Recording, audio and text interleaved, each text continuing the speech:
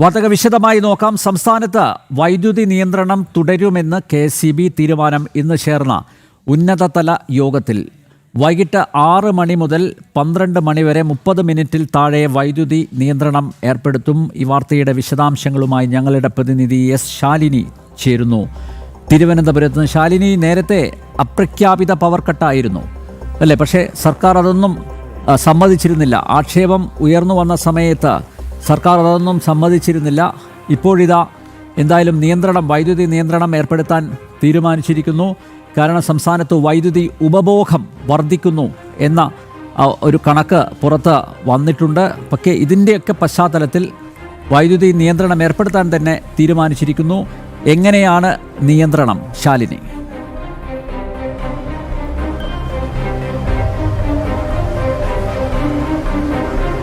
അനിൽ നമ്പ്യാർ സൂചിപ്പിച്ചതുപോലെ അപ്രഖ്യാപിത ലോഡ് ഷെഡിങ്ങിന് പിന്നാലെ ഇപ്പോൾ പ്രഖ്യാപിത ലോഡ് ഷെഡിങ്ങിലേക്ക് സംസ്ഥാനം കടക്കുകയാണ് എന്നുള്ള സൂചനകളാണ് ഇന്നിപ്പോൾ ചേർന്ന ഉന്നതതല യോഗത്തിന് ശേഷമുള്ള KSEBയുടെ ഔദ്യോഗിക അറിയിപ്പിൽ നിന്ന് മനസ്സിലാകുന്നത്. വൈകുന്നേരം 6 മുതൽ രാത്രി 12 മണി വരെയുള്ള സമയത്തിനുള്ളിൽ അരമണിക്കൂറിൽ താഴെ സമയം നിയന്ത്രണം ഏർപ്പെടുത്തുമെന്നുള്ളതാണ് ഇപ്പോൾ KSEB അറിയിച്ചിട്ടുള്ളത്.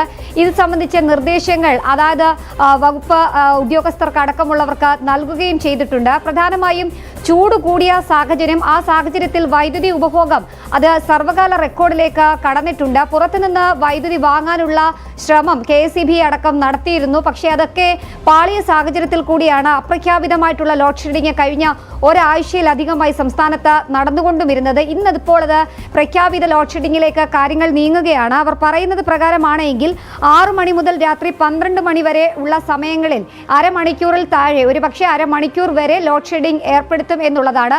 പ്രാദേശിക തലത്തിലല്ല, സംസ്ഥാന വ്യാപകമായി ഈ നിയന്ത്രണം ഉണ്ടാകും എന്നുള്ളതാണ് KSEB ഈ ഘട്ടത്തിൽ അറിയിക്കുന്നത്. ഒപ്പം തന്നെ ഈ സമയങ്ങൾ ഒഴിവാക്കി വേണം ഈ വൈദ്യുതി വാഹനങ്ങളൊക്കെ ചാർജ് ചെയ്യുന്ന വാഹനങ്ങളൊക്കെ ചാർജ് ചെയ്യാൻ, അത് പകൽ സമയത്തേക്കാക്കണം എന്നുള്ളൊരു നിർദ്ദേശം, അഭ്യർത്ഥന കൂടി ഇപ്പോൾ KSEBയുടെ ഭാഗത്ത് നിന്ന് വരികയാണ്.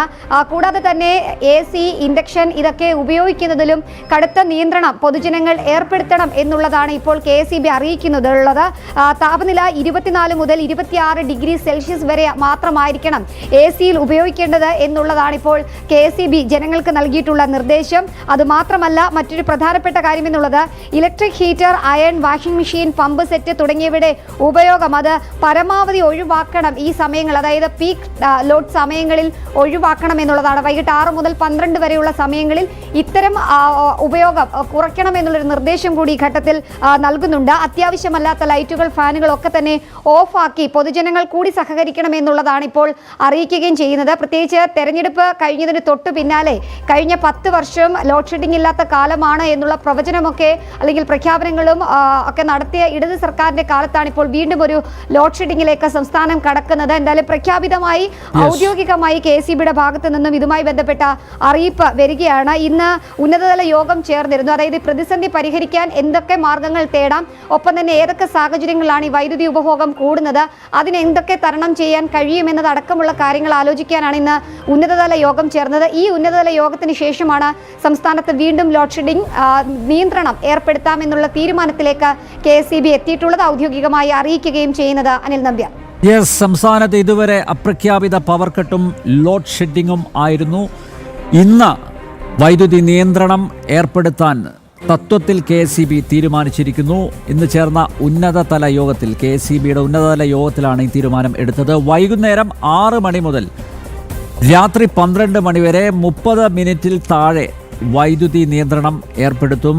എസ് ശാലിനിയാണ് തിരുവനന്തപുരത്ത് നിന്ന് വിശദമായ വിവരങ്ങൾ നൽകിയത്.